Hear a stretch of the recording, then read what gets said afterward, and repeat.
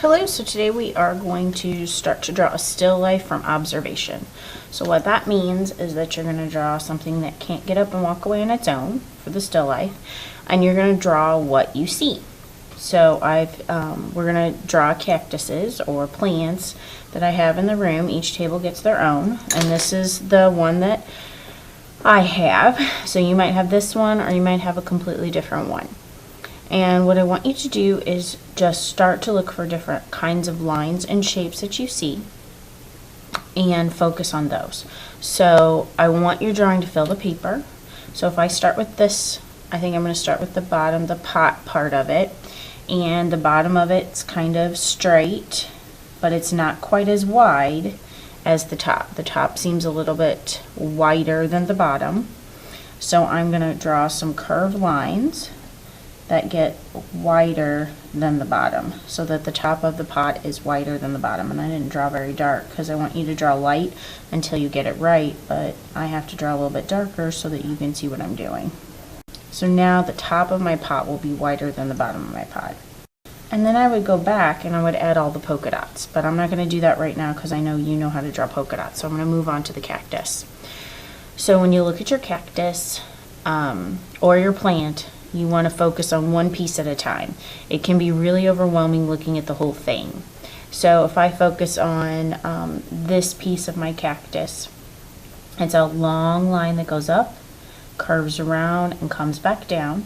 And I can add the needles later. Right now I'm just looking for the general shape. And you can see it gets skinnier right here, and wider here, and wider there. So when I add this to the edge of my pot, it's going to come out, curve around at the top, get skinnier, and then wider. And they may not be exactly what that is, but it's close. I'm showing that I'm looking at the cactus and I'm seeing the shapes and the lines, and I'm trying to emulate or reproduce what I see. So now if I look at this next one, it's kind of hard to see all jumbled up, especially on the screen there. When you're looking at it in person, you'll be able to focus a little bit easier. It won't look all kind of jumbled up. But there's this bigger piece here that's wider than the first one that I drew, so I need to draw it wider. And then it has another piece coming off of it. So it comes up, it's taller than the first one, so I need to make this taller. Comes back down, it's wider than the first one that I drew. And then it has a piece coming off that gets taller. Now I could erase that little line there, or I could keep it. I'm the artist, I get to decide. So my next one comes up, it gets skinnier at the top, fatter at the bottom. It's not as tall as this one, and it's even shorter than the first one. And then it has a little piece that comes off the side. Alright, and now I have a big one in the back that is taller than all the others.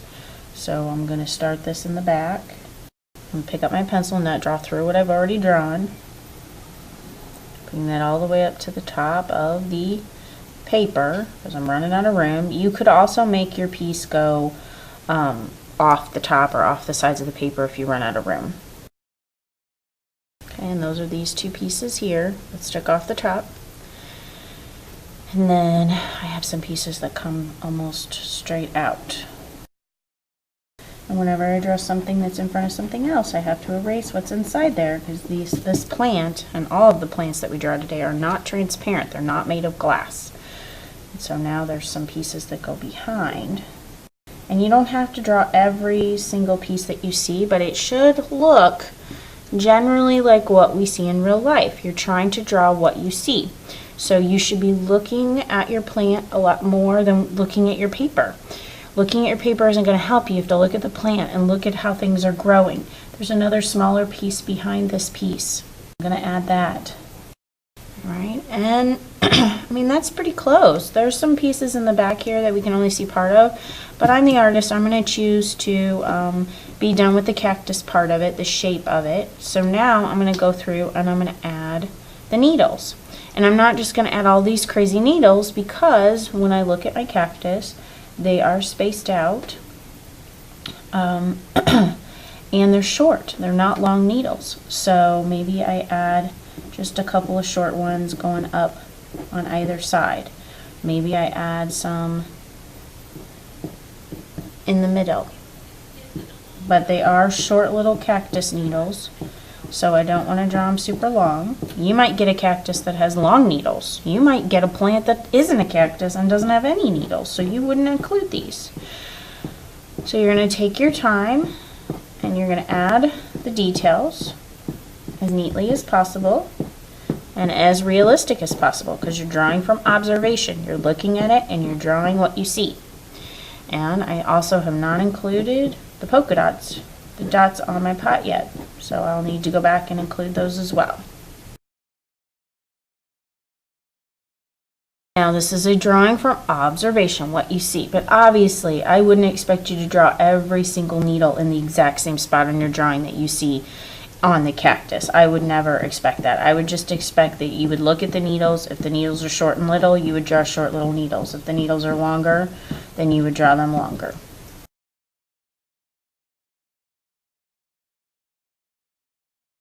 Alright, and now I need to add the polka dots. And again, I wouldn't expect you to add every single polka dot that you see in the exact same spot. I would just expect you to add them neatly and about the same size that you would see on the bowl. Nice and round, and not open little swirls, but actually closed circles. Now my circles are starting to get really a lot bigger because I'm tired of doing it and getting sloppy. They're also not little swirl lines that are open. I have a couple, if I see one that's open, I close it up a little bit. I'm trying to keep them about the same size because all the circles on this pot are the same size, and I'm just trying to fill it in very neatly. There is my finished drawing of a still life from observation.